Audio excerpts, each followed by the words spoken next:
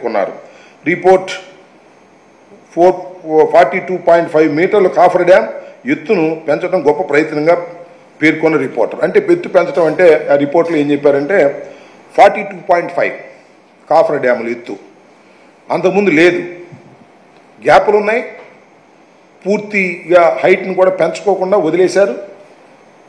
రాష్ట్ర ప్రభుత్వం, వైఎస్ఆర్ కాంగ్రెస్ పార్టీ రాష్ట్ర ప్రభుత్వం వచ్చిన తర్వాత ఇందాక నేను చెప్పినట్టుగా నదిని డైవర్ట్ చేసిన తర్వాత దాన్ని పూర్తి చేసి దాన్ని మరి వాళ్ళు కూడా ఎక్స్పర్ట్ పాలన కమిటీ కూడా దాన్ని అప్రిషియేట్ చేశారు. దీనిలో 2 అంశాలు, ఈ మొత్తం 50 పేజీల నుంచి చాలా పెద్దది ఈ రిపోర్టు. ఈ రిపోర్ట్లో ఉన్నటువంటి ప్రతి ఫోటోని ఇవి కానీ ఇగో ఈ ఫొటోస్ ఉన్నాయి చూశారు కదా, దీస్ ఫొటోస్ మేము ఇచ్చింది కాదు. ఇగో ఈ ఫోటో మేము ఇచ్చింది కాదు, అంటే మేమంటే ఐ మీన్ రాష్ట్ర ప్రభుత్వం ఇచ్చింది కాదు, కేంద్ర ప్రభుత్వం ఇచ్చింది కాదు, గూగుల్ నుంచి ఫొటోస్ తీసుకున్నారు వాళ్ళు. గూగుల్లో తెలుసు కదా మీకు, ఎప్పుడు ఏ టైంలో గూగుల్లో ఏ రకంగా ఉంది ప్రాజెక్టు, ఎప్పుడు గ్యాపులు ఉన్నాయి, ఎప్పుడు గ్యాపులు లేవు. మేము వాదించుకోవాల్సిన అవసరం లేదు, వటారించుకోవాల్సిన అవసరం లేదు. మొత్తం టోటల్గా గూగుల్ నుంచి ఫొటోస్ తీసుకొని ఆ ఫొటోస్ మీద స్టడీ చేసి ఇచ్చినటువంటి రిపోర్ట్ ఇది. ఈ రిపోర్టుని మేము వైఎస్ఆర్ కాంగ్రెస్ పార్టీ వెబ్సైట్లో మేము పెట్టబోతున్నాం, అందరికీ అందుబాటులో ఉంచబోతున్నాం. నేను వైఎస్ఆర్ కాంగ్రెస్ పార్టీ తరపున ఒక మాజీ ఇరిగేషన్ మంత్రిగా జగన్మోహన్ రెడ్డి గారిని దూషించటమే పనిగా పెట్టుకున్నటువంటి పత్రికలు, జగన్మోహన్ రెడ్డి గారే విధ్వంసకారుడని ప్రచారం చేయడానికి చంద్రబాబు నాయుడు గారు చేస్తున్నటువంటి ప్రయత్నాలను చూస్తున్నటువంటి మేధావులందరికీ కూడా నేను మనవి చేసేది ఏమిటంటే, పోలవరం ఒక జీవనాడి, పోలవరం రాజశేఖర రెడ్డి గారు కలలు గన్న ప్రాజెక్టు, దాన్ని చిత్తశుద్ధిగా అమలు చేయాలని ప్రయత్నం చేసినటువంటి వ్యక్తి జగన్మోహన్ రెడ్డి గారు. కాబట్టి మొత్తాన్ని మీరు స్టడీ చేయండి, ఎవరు తప్పు చేశారో ఎవరు రైట్ చేశారో చాలా క్లియర్గా అర్థమవుతుంది. మేధావుల్ని కోరుతా ఉన్న రిటైర్డ్ ఇంజనీర్స్ ఉన్నారు, వాళ్ళు కూడా చూడండి. అదేదో సామెత చెప్పాడు, మేధావుల మౌనం అంతా మంచిది కాదు, ప్రమాదం అన్నట్టుగా దీన్ని పదబద్ధంగా జగన్మోహన్ రెడ్డి గారు సర్వనాశనం చేశాడు, చేసింది ఆయన. జగన్మోహన్ రెడ్డి గారు నాశనం చేశాడనేటువంటి మాటలు చంద్రబాబు నాయుడు గారు మాట్లాడటం చాలా దుర్మార్గమైనటువంటి విషయం. ఆ దుర్మార్గమైనటువంటి విషయాన్ని చాలా స్పష్టంగా ఈ రిపోర్ట్లో వివరంగా ఎక్స్పర్ట్స్ చెప్పారు. దాన్ని మేధావులు, రైతు సంఘాలకు సంబంధించిన వారు అందరూ కూడా స్టడీ చేయాలని, స్టడీ చేసి వాస్తవాలు తెలుసుకునేటటువంటి ప్రయత్నం చేయాలని ఈ సందర్భంగా నేను చెప్పదలుచుకున్నాను. దాంతోపాటు ఇంకొక చిన్న మాట కూడా చెప్పదలుచుకున్నాను.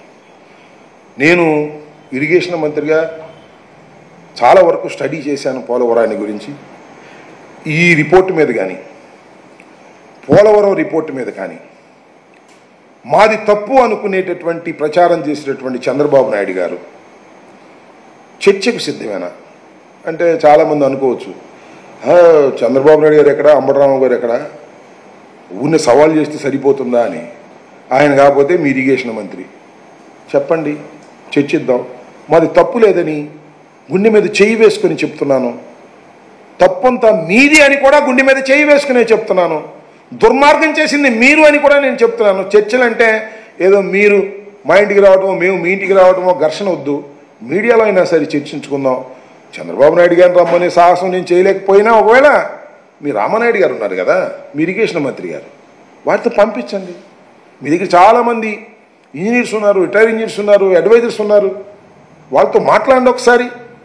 ఖచ్చితంగా నేను మనవి చేస్తున్నా, చిత్తశుద్ధిగా చెప్తున్నా, పోలవరం ప్రాజెక్ట్ అనేది చంద్రబాబు నాయుడు గారి వ్యూహాత్మక తప్పిదం వలన, చంద్రబాబు నాయుడు గారు ఇది కేంద్ర ప్రభుత్వం దగ్గర నుంచి తీసుకొని డబ్బులు సంపాదించడమే కార్యక్రమంగా పెట్టుకోవడం వలన, అన్ని కార్యక్రమాలు ప్రోటోకాల్ లేకోకుండా సైమల్టేనియస్గా ప్రారంభించడం వలన డయాఫ్రమ్ వాల్ దెబ్బతిన్నది. డయాఫ్రమ్ వాల్ దెబ్బతినడం వలన కేవలం 1000 కోట్లు నష్టమని మీరు అనుకోకండి, కొన్ని లక్షల కోట్ల రూపాయలు విలువైన కాలం కూడా పోయింది. ఇవాళ వరకు ఈ ప్రాజెక్టు అతిగతి లేకుండా పోయింది. ఈ రిపోర్టు ద్వారా కరెక్ట్గా ప్రోటోకాల్లో వెళ్తే విత్ ఇన్ 3 years ఇది కంప్లీట్ అవుతుంది. కేంద్ర ప్రభుత్వం రాష్ట్ర ప్రభుత్వం తెలుసుకుంటే చాలా స్పష్టంగా అర్థమవుతుంది. మేము జగన్మోహన్ రెడ్డి గారు ముఖ్యమంత్రిగా ఉన్నప్పుడు 12,000 చిలుక కోట్లు ఇవ్వడానికి కేంద్ర ప్రభుత్వం అంగీకరించింది. ఆల్మోస్ట్ ఆల్ క్యాబినెట్కి వెళ్ళే దశకు వచ్చింది. ఎప్పుడైతే మరి కూటమి ఏర్పడిందో కేంద్ర ప్రభుత్వం దగ్గర నుంచి ఈ డబ్బులు రాకోకుండా, శాంక్షన్ కాకోకుండా, క్యాబినెట్కి వెళ్ళకోకుండా చంద్రబాబు నాయుడు గారు తాబేదారులు అడ్డం పడ్డారు. ఇప్పుడైనా తీసుకురండి అయ్యా. ఇప్పుడు వాస్తవానికి ఆ డయాఫ్రామ్ వాళ్ళు కొట్టుకుపోయిన దానికి సుమారుగా 700 కోట్లు 1000 కోట్లు అవుతుందన్నారు. దాంతోపాటుగా జెడ్ రౌటింగ్ ఇవన్నీ అక్కడ ఇసుక తిన్నలన్నీ పోయిన దాని మీద చెయ్యాలి అంటే మళ్ళీ ఇంకో 1000 కోట్లు అయ్యే పరిస్థితి. దీనిలో సీపేజ్ చాలా భయంకరంగా సీపేజ్ జరుగుతుంది. ఇందాక చెప్పారు కదా, ఎక్కడైతే జెడ్ రౌటింగ్ వాల్ని పరిశీలించుకోకుండా, నాణ్యత లేకోకుండా మీరు ఎప్పుడైతే మీరు ఈ కాఫర్ డ్యాములు వేసేశారో ఇవాళ అప్పర్ కాఫర్ డ్యాము నుంచి విపరీతమైనటువంటి సీపేజ్ వస్తుంది.